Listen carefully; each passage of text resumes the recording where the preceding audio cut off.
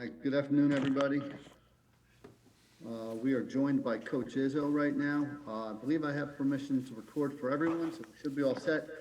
If you need anything, just please throw a message in the chat, and we will start with an opening statement from Coach Izzo. Well, coming off my first practice, where we actually had an official practice yesterday, and it was not full, of course. We still have a couple players out. We did have another positive test at the end of last week with Gabe Brown that we had to, same kind of situation where it was negative, and then we had to get it retested, and when we did, it was positive. We also had one with one of our assistant coaches yesterday. So we're hoping to have Gabe back by early in February. As far as the coach, he'll be off for 10 days. And that's kind of where we're at. We did have a great workout. Really the first one where we could get up and down a little bit. But it's been different, for the last couple weeks. And the reason it's been different has been a lot of individual work. We've separated some guys. We kind of went over and above. Our Big Ten protocol is to test 6 days a week. We've tested 7 days a week ever since the end of October. We also kind of separated our guys because we've got a lot of guys that have had it now, and we're down to a couple that didn't, so we kept them separate, which is going to help. We've already talked to the people at Rutgers, and throughout the season, we've taken all the medical advice. I told you early, I'm not into political advice, I'm into medical advice. We've done that. At no point that our numbers require us to shut down by that protocol. We did make a decision to postpone games. And that was because not only for ourselves and health and well-being, but after going through what we went through at Virginia, and seen some other teams go through it, I contacted Iowa myself and just asked Fran what he thought. So there's been very good communication with our coaches in general. We've talked at length yesterday in a Big Ten meeting. I've talked to Matt Painter when he had a player go down. I've talked to Juwan Howard. So we're going to continue to test daily and do what we have to do. And we're supplementing with PCR tests. So we're almost doubling up multiple times a week. As I said, we've been in contact with Rutgers. Obviously, you've seen how fast things can change, but we're raring to go, ready to go. And if there's one thing that we have gone through, it's that we have a large number of players now that have had it throughout the school year. And we're prepared to play on Thursday. Everything's go for us on Thursday. Rutgers is prepared for us to play Thursday. And hopefully, we'll get some people back as time marches on. So I'm sure you got a million questions. I'll take 10 of them. We'll go first to Brendan Quinn from The Athletic. Tom, so how many players do you expect to have available on Thursday? I expect to have 11 or 12 players available. So the guys who previously tested last week, or I guess 2 weeks ago, it's hard keeping track of these It things. is hard keeping track. I'm with you. I got a list. Yeah. We think Stephen and Josh should be eligible on that day for their first day of competition. They've been able to be in the protocol now. They've had their heart test, so they're in the workout part of it today, tomorrow, and then the 17th day, I think, would be on the game day. So there's a chance, I don't know if they'll play, but there's a chance that they could be in there spotting for a little bit. And in terms of the Rutgers game being played, is that still kind of a day-to-day thing? I don't, not to me, it's not. Not to Rutgers, it's not, unless something happens at their place. we're running out of people to it happen to. You know, there's a couple of teams that have had a lot of people. There's a couple of teams that have had almost no people. As you can see, you know, I don't know everything about Michigan, but they don't have anybody right now that even has it, and the health department shut them down, or the athletic department decided to. So it's so much of this stuff is out of our hands. That's why I said I'm just doing what our medical people say. I've been very comfortable with that. You know, we probably could have played that game at Virginia, and if we would have, it could have been a little bit disastrous, as that next 2 weeks they went on pause because they had more guys than they thought. But our medical people and theirs got together, and those are the decisions that made. Coaches don't always make great decisions on these kind of things, so we kind of take it out of our hands, and I think it's worked pretty well from what I've seen as far as who's made the decisions, and the decisions have been the right ones. We'll go next to Justin Rose.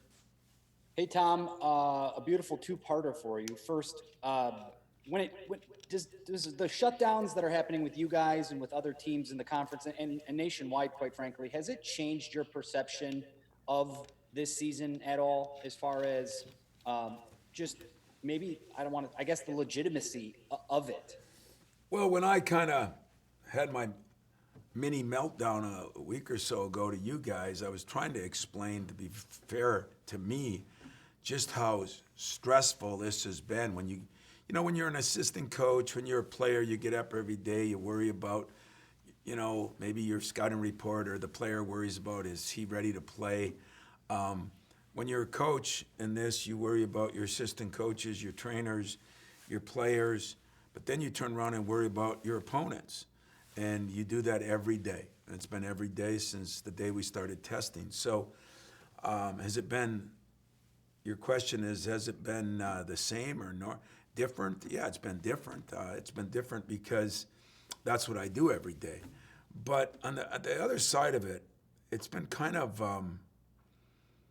enlightening to me to see how 20-year-olds that we condemn a lot of times, or say how immature they are on some things, and some they are, Twitter, but whatever. But for the most part, just got to get my commercial in. But for the most part, the way these guys have handled it, to me, has been unbelievable. And so every day I get to practice, I kind of appreciate the energy they bring, and the fact that they want to be there, and the fact that they've followed the protocol about as good as anybody I'd ask. And again, I don't live with them 24 hours a day. But I'll be honest with you, I am very comfortable in my skin and their skin on what I've heard, what I've seen, and what they're doing. And sometimes, like I'm living proof, it doesn't really matter. There are no explanations for some of this. And that's why you just keep moving forward the best you can, taking care of yourself the best you can. But you can't, I don't condemn any kid who's gotten it, because for the most part, I know what everybody's doing. And when I say that, probably more than any year I've been in this job, just because I got assistant coaches, I got trainers, I got this guy, I got that guy, I got players watching each other. Hell, I got my own son, so I know what he's doing most of the time. It's been interesting, but it's been a different year. But there's parts of it that have been rewarding. I mean, if our country, if people can get through this, chances are they're going to get through a lot of things that are stressful, and we just got to keep reminding them there's still people a lot worse off than us. We've had some things taken away from us. Some people have, lost their lives. Some people have been seriously injured. There's a lot of different things that are going on. Leads me to my second part. It seems like an eternity since that Purdue game. Can you almost look at this as a season refresh? You guys almost had 2 weeks to training camp to start the season, and you just had another 2-week break. I know the intensity was a little different, but now that you're re-entering play and hopefully be able to get to the finish line, can you maybe reset where you guys are at a little bit? Well, as I talk to different people, I try to, as I said, I'm on a committee with Jay Wright, and they went through even a longer period of time, and everybody's had it a little different.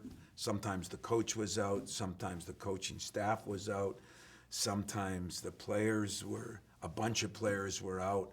In our case, we got to work out 8 or 9 guys. I mean, I was the only one that could do it, but it was more individual workouts for a while. You can get some things done in there, but you can't get everything. But I think you bring up a good point. It is like you're redoing training camp, except the only difference is the other teams aren't necessarily redoing training camp.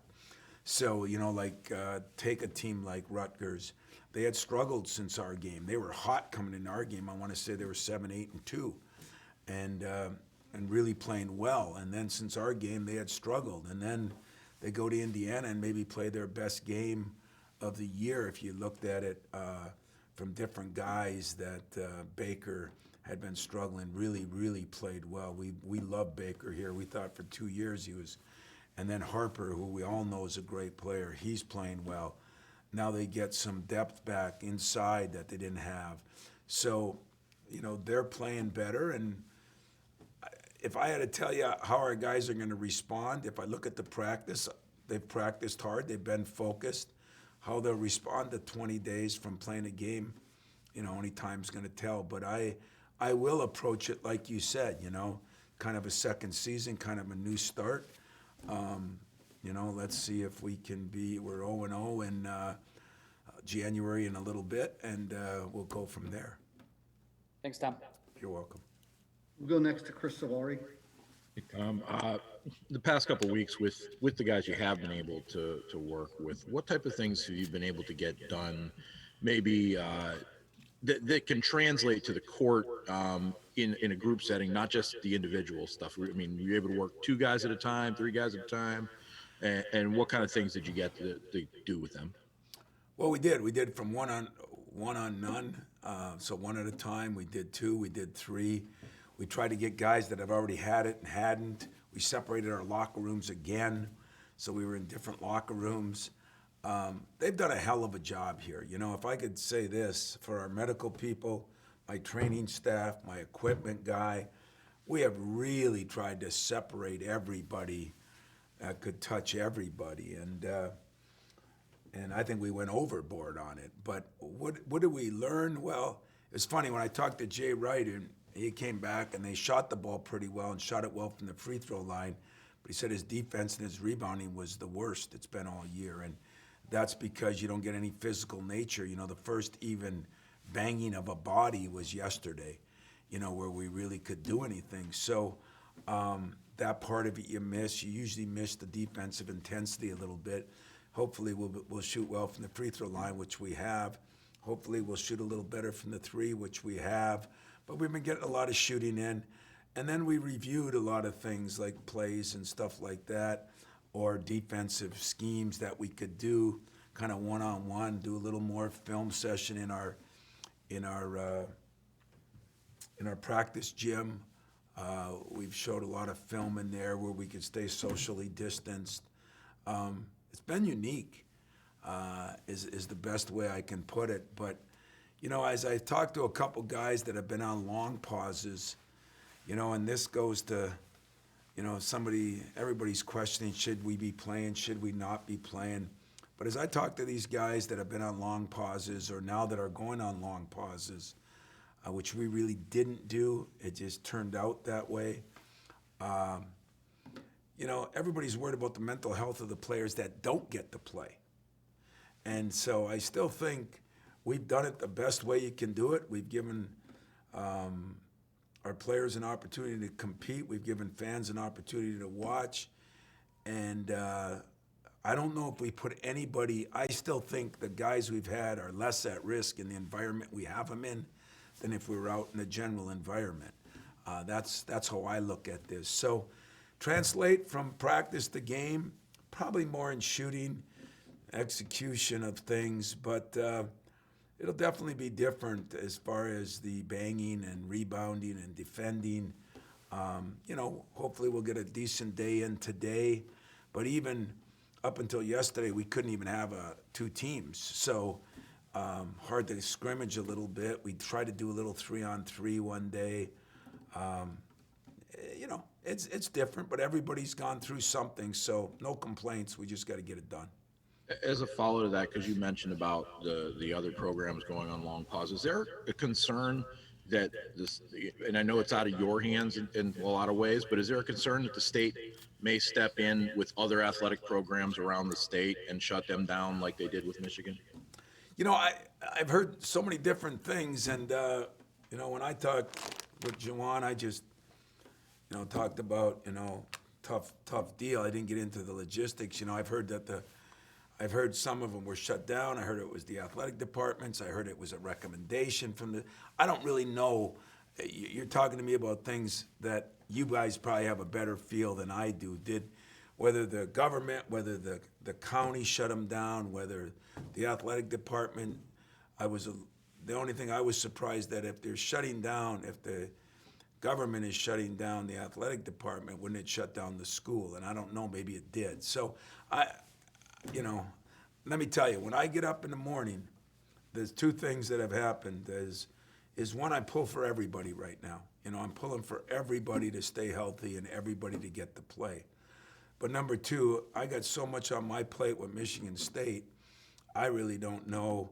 You know, I try to follow up with all the schools in Michigan, just because I'm pulling for all of them to be able to play. But I really don't know the circumstances to any of them. Could the government or could the county health department or whatever it is shut us down or shut any 100%? They have that jurisdiction. I mean, if they said shut down, we don't get to say, no, we don't think we'll do that. You know, we're saying yes, sir, and that's what we do. Yes, ma'am, and that's what we do. So, as I said, we've followed everything here. Our doctors have been on top of it. Our trainers have been on top of it. This is the one time when everybody thinks I have a lot of power. I have zero. I just say, yes, sir, yes, ma'am, and that's it. And that's kind of the way we've done it. And when they tell me I can work out 3 guys, I do it. When they tell me it can just be me, my assistants have to be at home because they didn't have it, I do it. And so I don't know what these other schools are doing. I do talk to the coaches periodically. But boy, everybody's different and every state is different. As we're learning, you know, why should we all be on the same page? I would wish at least the Big Ten or the different conferences would get on the same page. There's times I'm not even sure that's happening. So I'm just glued in on us, Chris, and excited that we get a chance to play on Thursday. Well, next to Lindsey Huddleston. Thank you. Hey, Tom, congratulations on getting a chance to get back, and sorry to hear about Gabe. Kind of sticking with the theme of these long pauses, high school sports in Michigan. I know you've been hearing the rumblings of what's happening, play or not. If and when they do get a chance to play, Tom, particularly basketball, what advice can you give to players, coaches, and parents regarding the mental transition, especially playing with the COVID protocols, the strict COVID protocols? Well, I wouldn't worry about the strict protocols. You know, I would say do whatever you got to do to play. You know, just like I've said from day one, I think we could have, if restaurants to me could have been open if people would have followed the protocol. The reason they got shut down, and I agreed with it, because people don't follow the protocol. So, you know, I've heard there's volleyball players playing and they're all wearing masks. Well, you know what? Maybe not quite as convenient, beats the hell out of not playing. So I would tell these parents that just stick with your kids. You know, unless you're going to keep them in your home, not moving, I don't think on athletic fields, you know, especially some of our sports, that they're going to be worse off. I mean, if they're going to school, if they're doing all these other things, I mean, you're going to run into as many different people. Usually, and I don't know all the protocol to the high school, Lindsay, but I do know this. As I look at our players, and I've gone through this, and I went through Christmas, and you know, listen to people say you should go home, you shouldn't go home, you do this, you do that. I do believe this, that players, the more normalcy they can get in their life, the more students, the more regular kids, parents, the more normalcy you can have, probably the better off you are mentally. And if you're mentally sick, what I mean is run down, depressed. Then it starts to become physically. You get so. I just say that with my guys, I'm so happy to have them here. I'm proud of our place that they've tried to do everything we can do here medically to keep our guys playing, because I think that helps their self-esteem and their, mental approach to things. And geez, before I'm done, I gotta, be a politician. I gotta be a psychologist or psychiatrist. I gotta be all those things. And trust me when I say I'm not very good at any of those. Right now, question whether I'm a very good coach, but I am a pretty good person that believes in what I've seen these young kids do really has impressed me. And I'm going to keep battling with them, for them, and we're going to just keep moving forward the best we can. And I'm hoping that our state adheres to the protocol. I'm hoping that we can open up more things, and especially, sports and even schools. I mean, some schools aren't even open, because I think it's going to be hard on kids, but as I say that, a couple of good friends of mine in the coaching profession just saw Shaka Smart. You talk to some of these guys, when I talk to Jay, when I talk to Frank, the people that have announced that they've had it, some of them went through some very tough times. It's not just about the flu like some people are telling you. So, and who knows what the long-term effects are. So, I don't know, boy. It's above my pay scale and it's above my expertise. But I do believe this, that mental health is important, and being able to live and do the things that you're used to doing, I think, is important. And I would tell those parents that support your kids, wear your masks, keep them as safe as possible, go through the protocol that you got to go through, and hope we can get back on the field or court or track or mat or whatever the sport may be.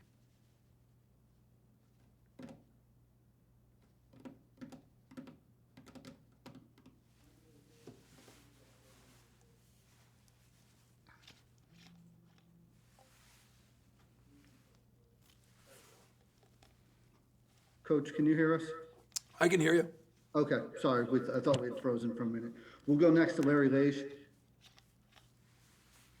Hey, Tom, you mentioned most of the team has had it, and obviously you've had it and an assistant coach now. How many players haven't, or how many have, or both? Just a couple haven't had it. And we've done an unbelievable job keeping them kind of separated from each other because, listen, I don't know if you can believe everything. Is it 90 days, 120? Some people say 150. It depends what conference you're in, what school you're in, what state you're in, what county you're in. Personally, the poorest job we've done is we aren't all on the same page. And I think that makes it difficult. When I hear people can't play sports here, so they're going down to Indiana to play AAU sports.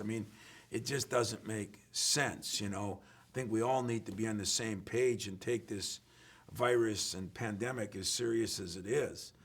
But, and then with the new strains or variances, whatever they're called, it's difficult. But I feel very good on where we're at right now as far as, not that we have a full team, but at least I have some feel for where we are and who's had it and who hasn't. And, does the second run come? All the information I've gotten and the intel that I've gotten, it looks like it's 150 days or more. If that's the case, that helps too. But I don't think anybody knows for sure, Larry. So we just kind of move on each day. Hey, I've had it, so I'm supposedly not contagious and all that. I wear my mask every day. I still wear it in the house. I don't sneak up on anybody at the grocery store. I keep my distance, I got a little squirt bottle in my car. I wash my hands. And some of it is habit, and some of it is to say to people, hey, please, let's do the right things. Go next to Kyle Austin. Hey, Tom, I just want to follow up on a couple of things you said from the top. Did you say Josh possible for Thursday? I didn't think he had hit his 17 days yet. Is he possible for Thursday? You know, he's either Thursday or Friday, but I think he is. I think he is on Okay. Thursday. You got to remember what this is, and it's like what happened last week with Gabe. You know, there are other illnesses. People still get the flu. You still get the cold. You still get bronchitis. You still get a sore throat. You still get a fever. So sometimes symptoms start, and maybe the hardest thing is what testing's the exact testing. You know, the brain one's supposed to be the end all means all, and so if a guy has symptoms early, it goes from when you have symptoms. So again, if you think I'm kidding, I'm not.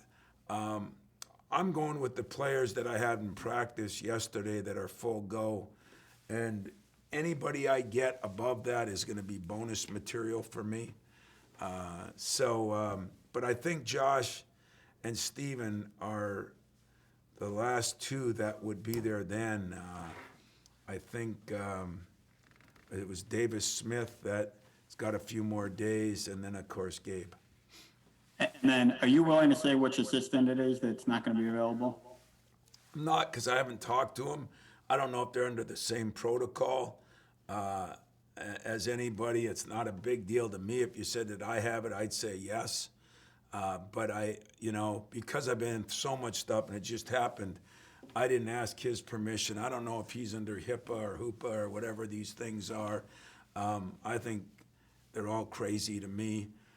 But following the protocol. So you guys, hey, listen, it wouldn't take you guys 6 seconds to find out. So do some work, because I'd tell you today, but you probably knew before I did.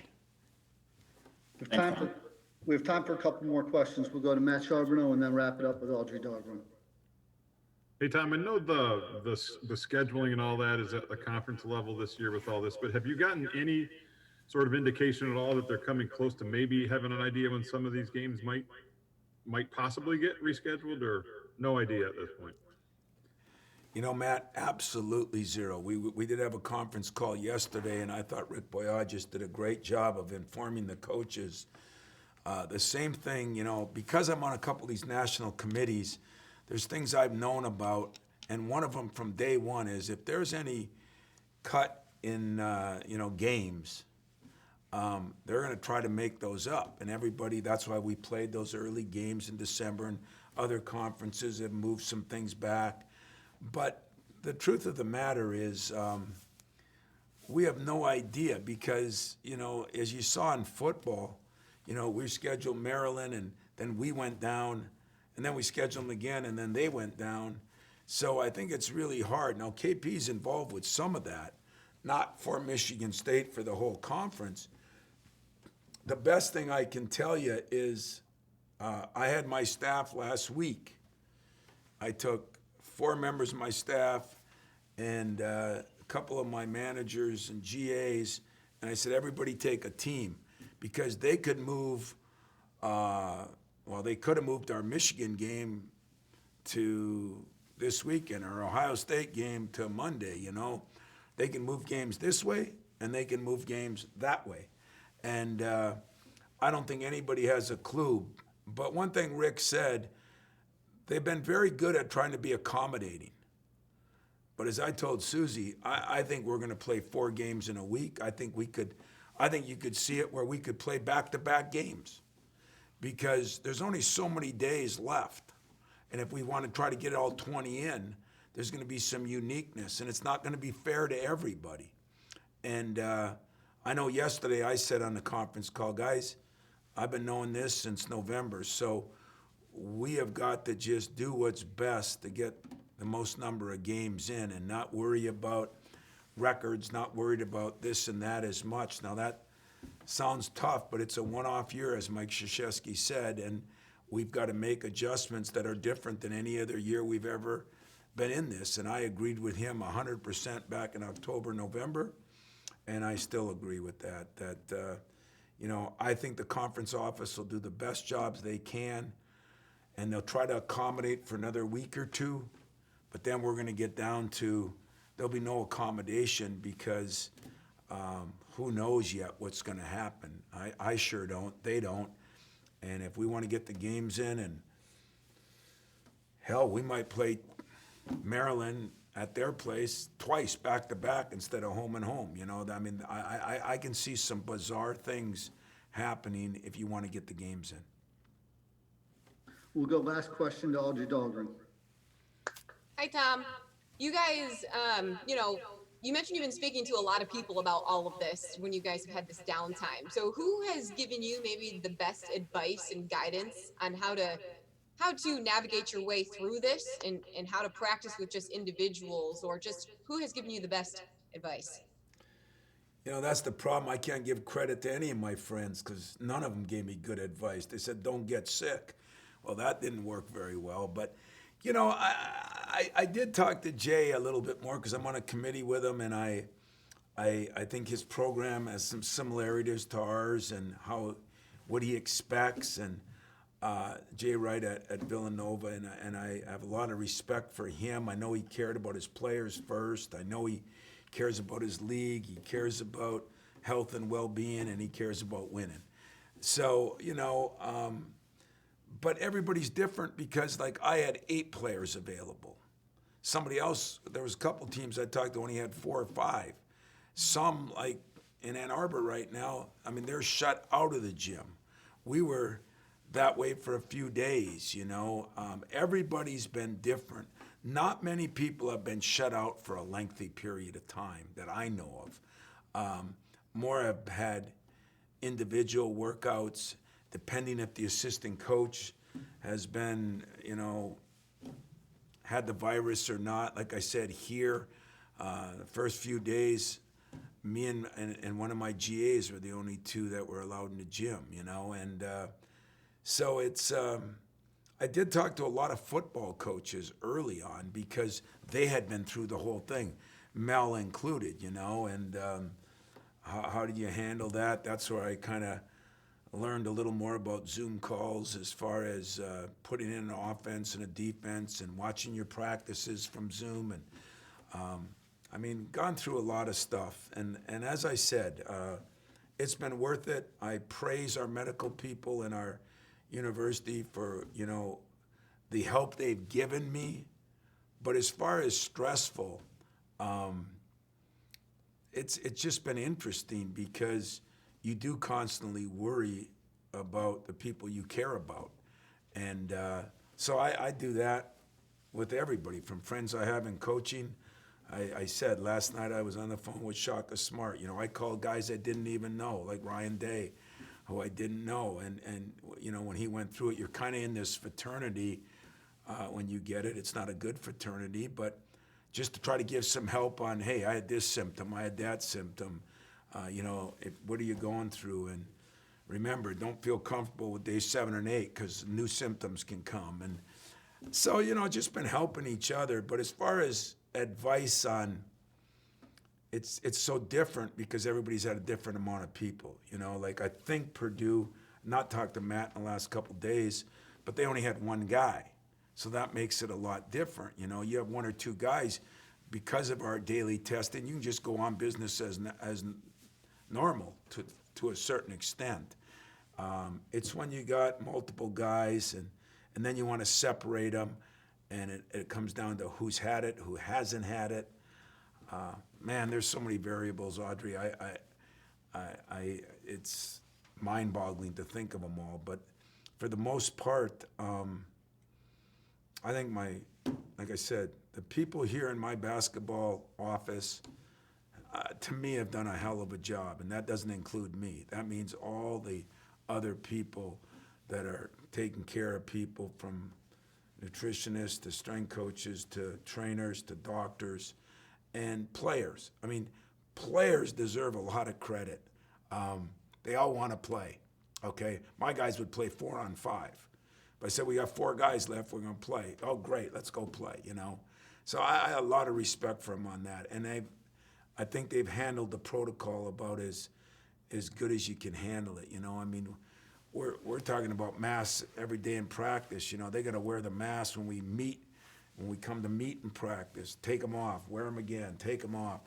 At first they were sloppy, but now they've been unbelievable. And I keep telling them, if you can make it through this, you're going to make it through a lot of adversity in your life, and there will be a lot of it. The sadness for me is I don't know what's around the corner. And you know, when it happened to University of Michigan, I felt bad. I mean, in this competitive world I live in, where you hate your rival, you know, I mean, I just feel bad for everybody, because I want everybody to get through this, and it'll benefit all of us. And we're going to keep working at it, because we feel that we're in a position now where we're going to be able to play games. Now the problem will be how many of the teams we play, how many kids have they had? What is their state going to do? What is their county going to do? There's just so much. I think it was Maryland that the county was stricter than the state, you know, and where they were located at one time for football. So those things I don't know about. Those are political. And politics and Twitter, for me, are, I don't know, somewhere, but they're not in this hemisphere, that's for sure. Then I just have one quick one about Madi. Where is he at? Is he ready? Will he play Thursday? Will he go? Marty is going to go. You know, whether they'll play, you gotta remember, when you've been out 14 days at least, and then you start edging your way back. I mean, there's going to be a curve of getting back in shape, getting back accustomed to catching a ball and doing things. Marty will be able to play. Whether he'll play or not, I don't know that. I might know a little bit more after tomorrow, because you'll have today to practice and tomorrow. But we're going to show up. We're going to have a team. No matter who's playing, we're going to be there. And I think the guys are excited about the opportunity to play, to be honest with you, Audrey. And hopefully that's going to help us play. We think we're going to play a team. We haven't even talked about Rutgers, but I will for a minute. You know, they're definitely on an upswing now. Big win at Indiana. As I said, two guys that have been struggling, Baker and Harper, really played well. They benched a couple guys that played 30 minutes against us, and one of them only played 3 minutes in this game, you know, so they've changed up their lineup,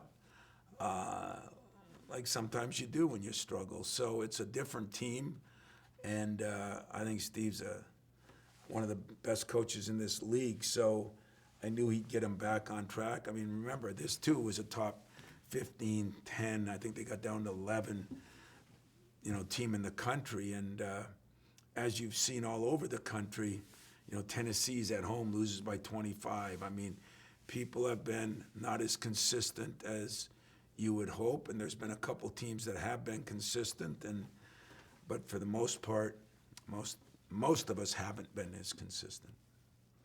Thank you. Anything else? Anything else, Mex? This is their chance.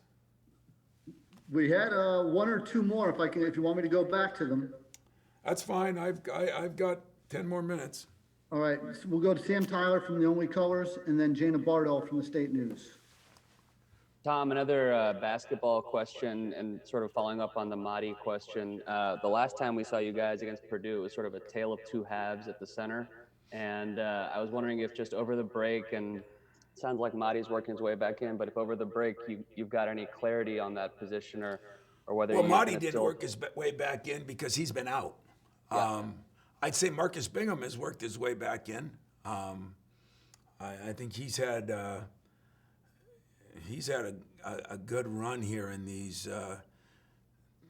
2 weeks, to be very honest with you. He's been in on his own. He's been in working out. Madi is working his way back. It's a shame because he was starting to play more and more minutes. But nothing can be done about that, especially as a freshman. You know, that might be a revolving door all year, you know. But I think the other positions are getting, you know, better and better. I think we've got subs and where we got subs. And, you know, it's a shame now losing Gabe because he was one of our best shooters. and we felt like the last game we did not play him enough, and so he would have definitely gotten more minutes, and actually did very well until, so he was probably 12 days, 13 days. It was a very good break for him as far as his workouts and everything. Then we'll go to Jana Bardo from the State News. Hi, Tom. I'm wondering if during these past couple weeks, when you've had maybe smaller group practices and things like that, if anyone else has stood out to you maybe, or especially going in Thursday without Gabe, as you said, one of the better shooters on the team, who do you think you might look to step up in his place? Well, it's true. We have spent a little more time with the Rocket Wattses. Rocket has, Aaron Henry has had a great couple of weeks off. He's shooting the ball better and better, and I think that's been a positive. Foster's had a good couple of weeks. The guys that have had it that were able to almost work every day one way or another, other than a couple when we didn't let anybody in the gym, has been good. So, listen, I don't like what our record is totally. I didn't like the last game we played. That left a sour taste in your mouth now for 20 days or 18 days now. But, it is what it is, and we just got to move forward. And I feel real good that we can move forward. I feel bad that I think the league's even, in its own way, even better than I thought. I think right now you're seeing nationally where you say, wow, Iowa's got 2 or 3 losses, or Illinois' got 3 or 4. That's because everybody's beating the hell out of each other. And you never know where the schedule is, because some of the schedules were front-loaded easier, not easier by design, just who you played. Some are back-loaded easier. Some are, I think Purdue, it was played 4 games in a row on the road. That's abnormal, although we're going to probably play 5 out of 6 on the road, It feels like we haven't been in Breslin on the big gym floor in, seems like an eternity. But, everybody's going to go through something. Some might be a little luckier than others, and some, like we've gone through it a little tougher in some ways than others. But those can't be excuses this year. I think Mike's right. You do what you can do, and we're just excited that we're getting a chance to play again. I am. My trainer is. My team is. And hopefully you guys are, because, you get to watch a team that you're following play, and it's been a boring couple of weeks, hasn't it? At least for me, and I'm sure for you in some way, shape, or form. Coach, that's all we have. Appreciate you taking the time. All right, guys, stay safe, stay healthy, and how come nobody asked me a question I could yell at you? That seems to be the theme of this week, so I guess, dang, I missed out, but you guys take care.